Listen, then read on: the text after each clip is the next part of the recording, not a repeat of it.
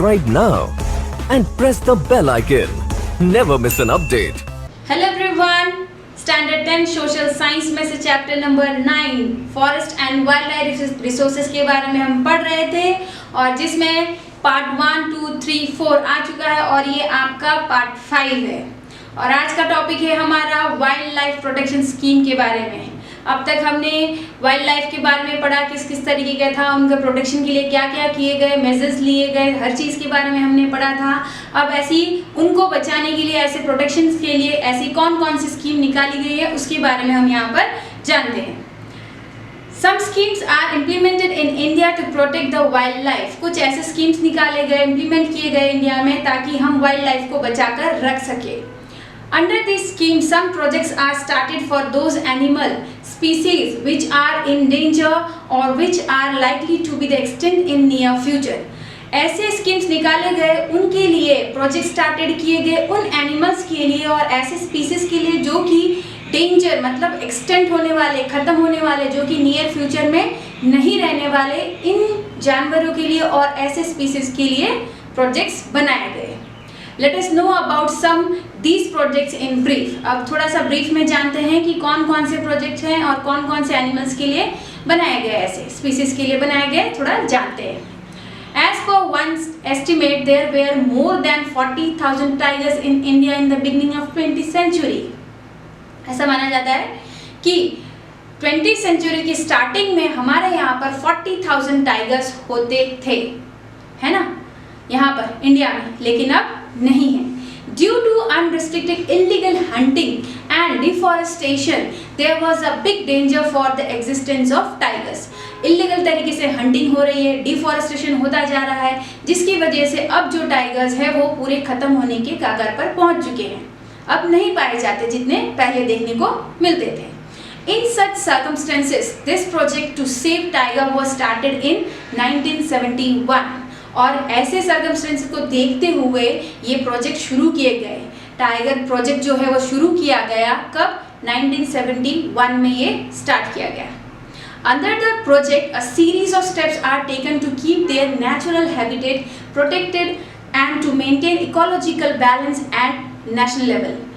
ये जब शुरू किया गया, प्रोजेक्ट स्टार्ट किया गया, तो अलग अलग स्टेप्स लिए गए और इसमें ये ध्यान रखा गया कि इनको अच्छी तरीके से उनके नेचुरल हैबिटेट एरियाज में ही अच्छी तरीके से मेंटेन करके उसके जो इकोलॉजिकल बैलेंस है उसको बनाकर रखा जाए। ये स्कीम निकाली गई और ये एक तरीके से नेशनल लेवल पे शुरू किया गया। Till now this project is implement in about 44 regions और अब ये जो प्रोजेक्ट है 44 रीजन्स में इम्प्लीमेंट किए जा रहे हैं। अब है आपका elephant project. This project was started इन 1992। ये प्रोजेक्ट आपका 1992 में स्टार्ट किया गया था, राइट। और it means object was to provide the elephant protection in their natural habitat and to protect habitats and their migratory corridors. मतलब, और इसका मेन ऑब्जेक्टिव क्या था कि जितने भी एलिफेंट्स हैं उनके अपने नेचुरल हैबिटेट्स में वो जहाँ रहते हैं वहीं पर ही इनको अच्छी तरीके से प्रोटेक्ट करके रखा जाए, राइट। और जो भी यहाँ से एक जगह से दूसरी जगह जाते हैं उनको भी किस तरीके से रखा जाए, प्रोटेक्शन दिया जाए, इसके बारे में उन्होंने ये प्रोजेक्ट बनाया। Next is today there are about 26 protection zones of for elephants in the country. ऐसे 26 प्रोटेक्शन जोन्स बनाए गए एलिफेंट के लिए हमारे कंट्रीज में। After the implementation of this project there has been an increase in the number of elephants in the forest. जैसे ही इस चीज को इम्प्लीमेंट किया गया तो क्या देखने को मिला? फॉरेस्ट में नंबर ऑफ एलिफेंट्स इंक्रीज हो गए, बढ़ गए, है ना। Beside this project also works for the maintenance of domesticated elephants। और इसके साथ साथ जो डोमेस्टिकेटेड एलिफेंट्स है उनको भी देख रेख के लिए ऐसे प्रोजेक्ट्स बनाए गए जो पाले जाते हैं घरों में, right. Now next is rhino project. This project is started for the protection of one horn rhino of India. One horn rhino के लिए बनाया गया ये प्रोजेक्ट, शुरू किया गया, उसके प्रोटेक्शन के लिए बनाया गया। In India, most of the rhinos are found in Assam state.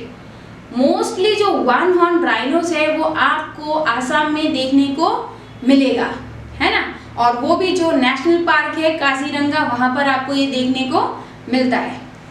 These are also found in less number in Sundarban of West Bengal। West Bengal में जो सुंदरबन है वहाँ पर भी देखने को मिलता है, लेकिन इसकी तादाद बहुत ही कम है। According to the strategy of a Rhino Vision 2020, जब उन्होंने ये स्ट्रेटेजी प्लान किया एक राइनो विजन करके 2020 करके, ताकि इनको बढ़ा सके, तो उन्होंने ये मानकर चले कि इसमें कम से कम increase in the number of rhinos is targeted at 3000 तक की इनके नंबर्स इंक्रीज हो जाएंगे, इतनी उनकी बढ़ जाएगी, ऐसा बताया गया।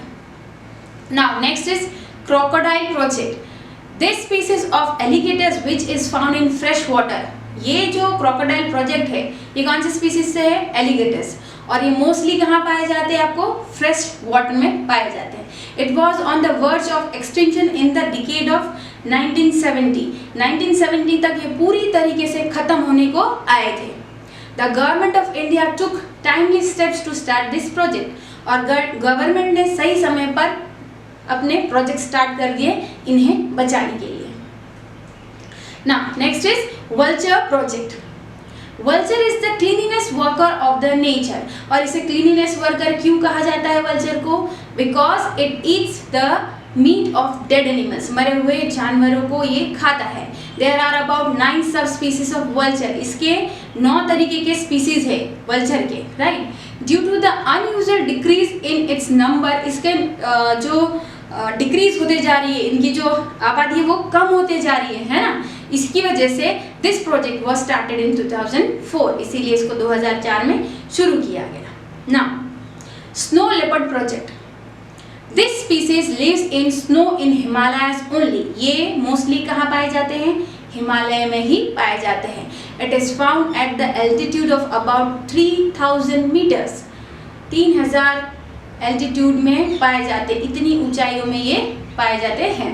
This project was started in 2000 with the purpose to increase the knowledge about snow leopard among the local people. और ये स्टार्ट इसीलिए किया गया था प्रोजेक्ट, ताकि वो चाहते थे कि इसके बारे में ज़्यादा से ज़्यादा नॉलेज लोगों तक पहुँचे, लोकल पीपल्स जो वहाँ के हैं उनको पता चले स्नो लेपर्ड के बारे में। So the people would be aware to protect it, ताकि वो इन्हें बचाकर रख सके, प्रोटेक्ट करें, उसकी इम्पोर्टेंस को समझे। Beside this there are other projects too. इसके अलावा भी और भी ऐसे प्रोजेक्ट्स हैं, जैसे कि Kashmiri hangul project, red panda project, Manipur Tamil project for the species of dear found in Manipur, जो कि मणिपुर में पाया जाता है डियर, उसके लिए प्रोटेक्शन के लिए। And Ganga dolphin project on Ganga Brahmaputra reverse, जो कि वहाँ पर गंगा में पाई जाती है डॉल्फिन, उसके लिए ये बनाया गया है। ऐसे कई तरीके के प्रोजेक्ट्स जिससे उन्हें जितने भी वाइल्ड एनिमल्स है उसको सेव करके बचाकर रख सके।